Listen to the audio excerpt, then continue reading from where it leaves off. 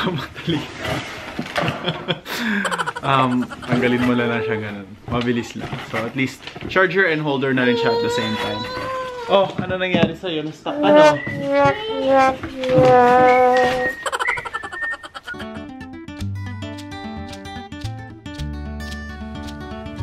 Psst. Eva-chan. Ohayo gozaimasu. Hi. Di mo ako pinapansin. Hi, hi. Good morning. Wait. Gising ka na. Parang nabuhayan ka ng loob, ah. Ako. Gising na si baby. Kakauwi ko lang galing work. At binabati ako ng masarap na ngiti. Oh. Smile naman dyan. Oh, di ba? Kain na tayo, baby, ha? Lagi tayong may scene na kumakain, ano? Ito, Fruit Loops. Pero tumatay si Eva. Kumain ka muna.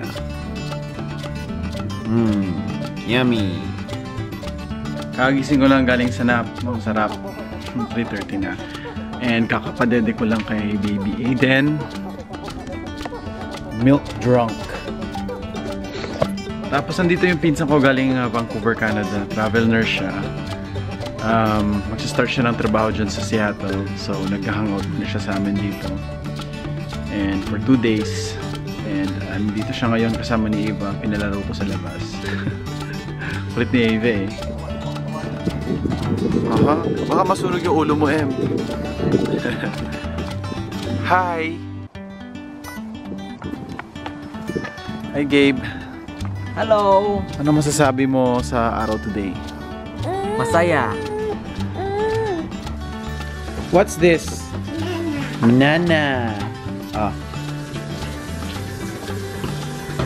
So, today mag-unboxing po tayo ng box na to. Binili ko sa Amazon para dito sa bato to at para sa akin. So, ito parang excited ka, hindi ko naman alam kung ano to.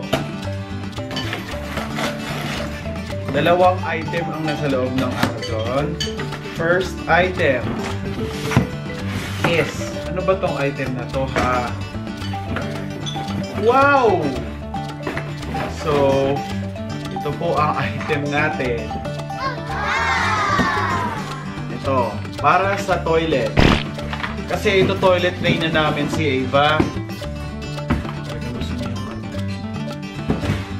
Ito, inalagay ito sa toilet mismo. Doon na siya upo. Meron kasi kaming maliit na parang toilet.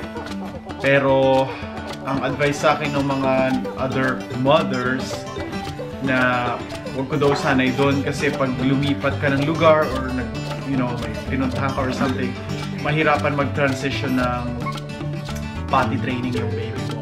Mahirapan siya mag-transition sa regular toilet. At least ito, diretso na sa toilet mismo.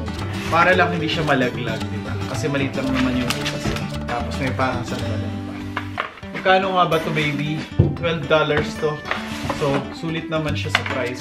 At least madaling hugasan, hindi ka na mag-scrub ng you know what, itats.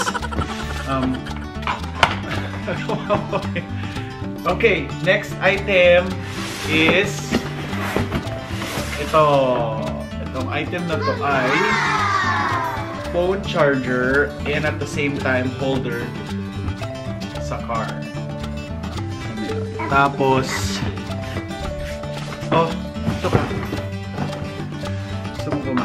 Gusto pumasok sa box. Diyan ka sa box.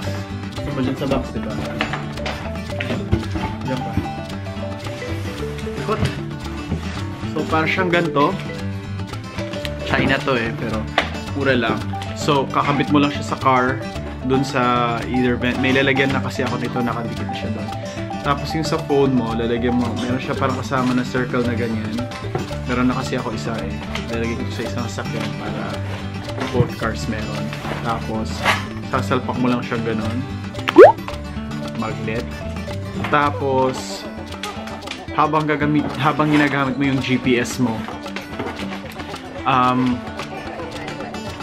may nagcha-charge na rin siya at the same time. Tapos pag nagmamadali ka,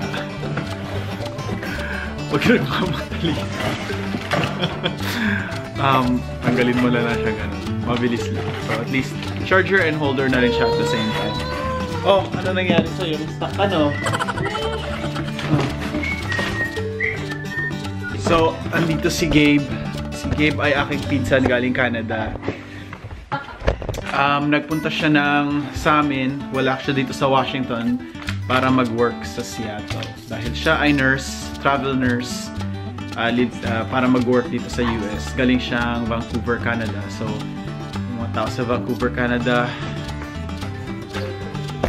single po si Gabe. Oh, yeah.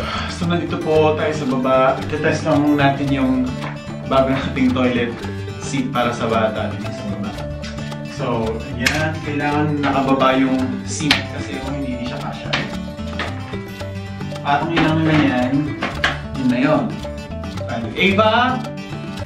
Nandito na si baby. Na-stuck. Na-stuck si baby sa box. Hindi makalabas sa mina. Ayan. So, Ava, you see this one? This, oh. Ito. This is our baby toilet, ha? Diyan ka upo pag magpupo ka. So, just like that. Okay? Pag magpupo, you sit here. Okay? O, clap hands nga dyan. No. Practice tayo mag-toilet, magpupo sa toilet next time, ha? Practice natin. Anong ka na kay Mimi? Mimi! Ay, gusto ba rin? Madyaman ako. Sige, gusto mo talaga umupo dyan. Madyaman ako. Wow.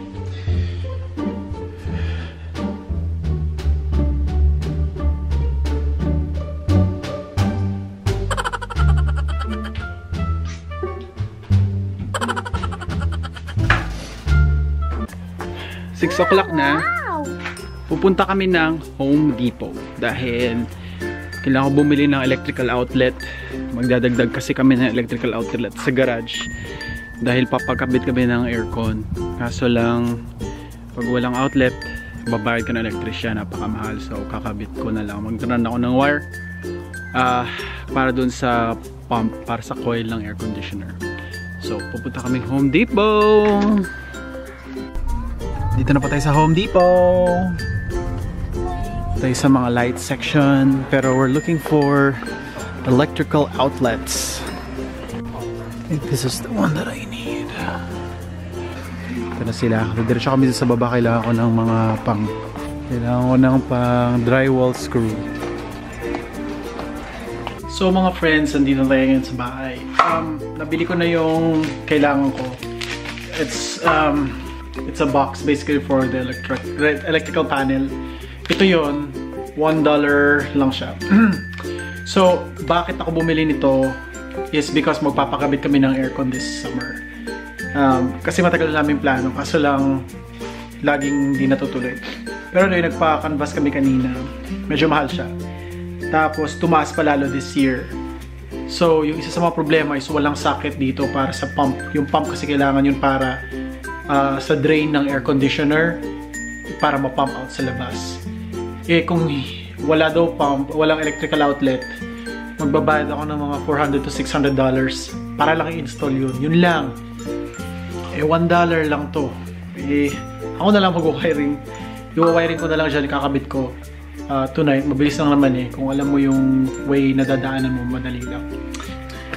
So, ang pinakauna mong gagawin is tanggalin mo yung isang area dito para matanggal mo yung wall. Gamit ito. So, nakat na natin siya. Tanggalin mo lang. So, ito insulation to. Required yan para hindi malamig yung bahay. Idadaan mo dito yung wire. Papalabas mo dito sa kabila. Sasalpak mo dito. And then, tapos na. So, mga friends, nakabit na natin yung connector. So pag sinaksak mo siya is may light ka makita other one, may light. So, we have a plug.